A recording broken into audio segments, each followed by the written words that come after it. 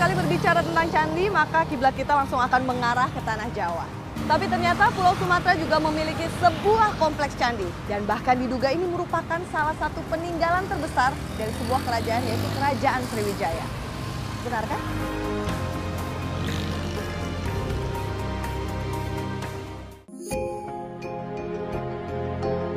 Tidak hanya dianugerahi tambang minyak bumi raksasa dan surga perikanan, Riau juga menjadi saksi bisu perjalanan sejarah.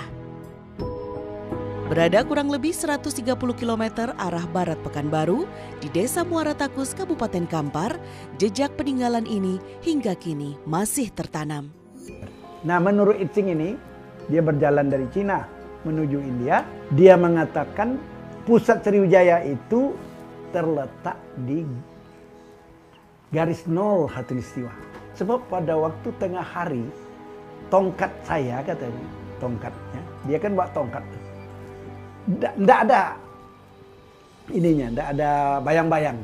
Jadi berarti itu adalah daerah khatulistiwa. Nah, garis kebetulan memang secara 0,0 sekian garis khatulistiwa di Muara Takus itu. Dia mengatakan ya disitulah pusat Sriwijaya itu. Nah, karena di situ saya bertemu sebenarnya 1000 biksuni dan yang mengajarkan agama Buddha. Ising adalah pendeta Buddha yang pada abad ke-7 datang ke Sriwijaya untuk belajar bahasa Sanskerta. Ada yang menarik dari konstruksi bangunan candi. Jika di Jawa, sebagian besar candi menggunakan batu andesit, berbeda dengan Candi Muara Takus. Hampir 99% bangunan didominasi batu bata. Ya, nih. Bedanya apa dengan bangunan yang baru?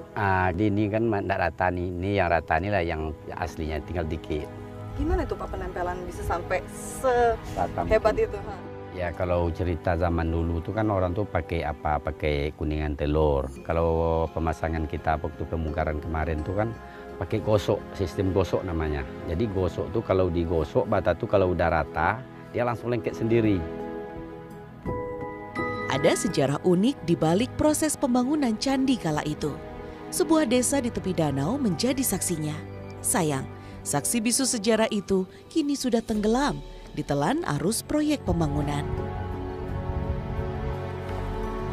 Jadi jika kita berada di awal tahun 90-an dan ada di sini, lalu menghadap ke arah sana, maka kita akan menemukan Desa Pongkai. Nah, menurut masyarakat bahwa Desa Pongkai ini menjadi pusat dari sumber bahan baku utama tanah liat untuk membuat Candi Muara Takus. Uniknya dari cerita turun-temurun yang berada di masyarakat ini, bahwa orang-orang zaman dulu untuk mengangkut tanah liat menuju Candi Muara Takus, mereka menggunakan sistem berantai dengan tangan. Dan jaraknya itu 10 km untuk langsung dapat dicetak di Candi Muara Takus menjadi batu-batu.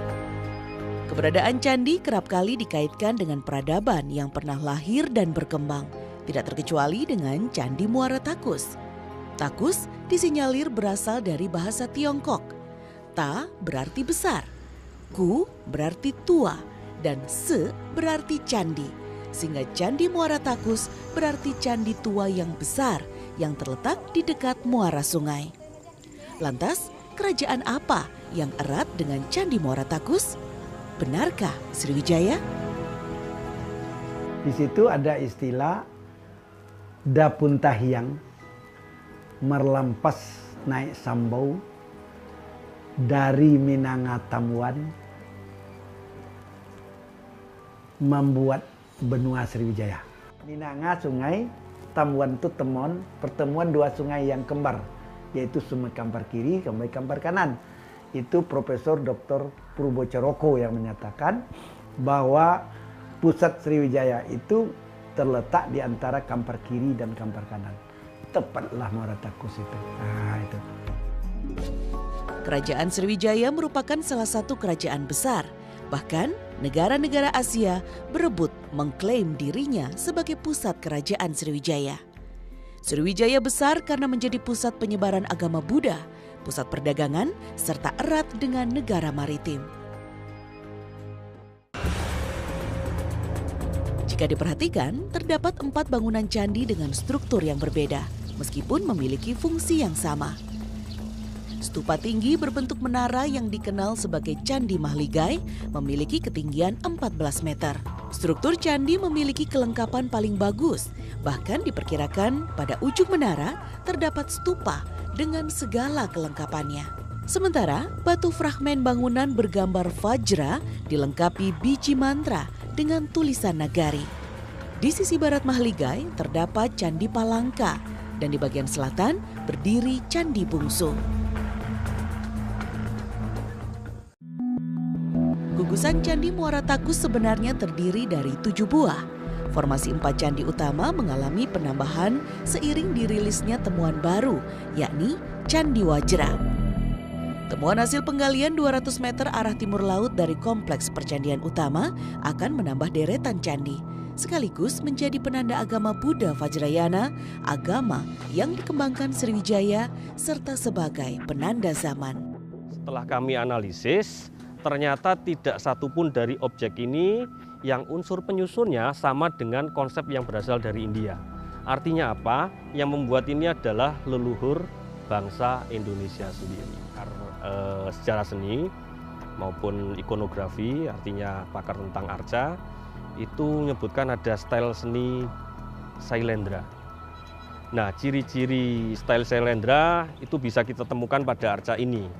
Itu sama dengan arca-arca yang ditemukan di Jawa pada masa Mataram kuno. Jadi artinya memang klop bahwa objek-objek ini juga berasal dari masa kira-kira abad 9 atau 10 Masehi. Sempat timbul keraguan akan orisinalitas Candi Muara Takus sebagai peninggalan Buddha. Pasalnya, ditemukan sosok Ganesha muncul dalam objek temuan. Sosok dewa berkepala gajah yang kerap dikaitkan dengan agama Hindu. Jika dicermati kembali sampai saat ini, para peneliti masih berspekulasi tentang usia Candi Muara Takus. Di Riau, bebatuan tua yang disimpan di museum pun tidak banyak menjelaskan bahan materialnya.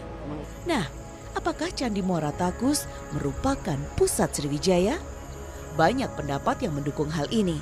Namun, selama bukti otentik belum ditemukan, ini masih menjadi rahasia zaman. Hingga saat ini penelitian demi penelitian masih terus dilakukan demi mengidentifikasi alur sejarah spesifik dari Candi Muara Takus. Tentunya tidak semata-mata hal ini hanya mengandalkan kontribusi para peneliti, tetapi bagaimana kerjasama serta kesiapan dari pemerintah dan masyarakat mampu berjalan beriring.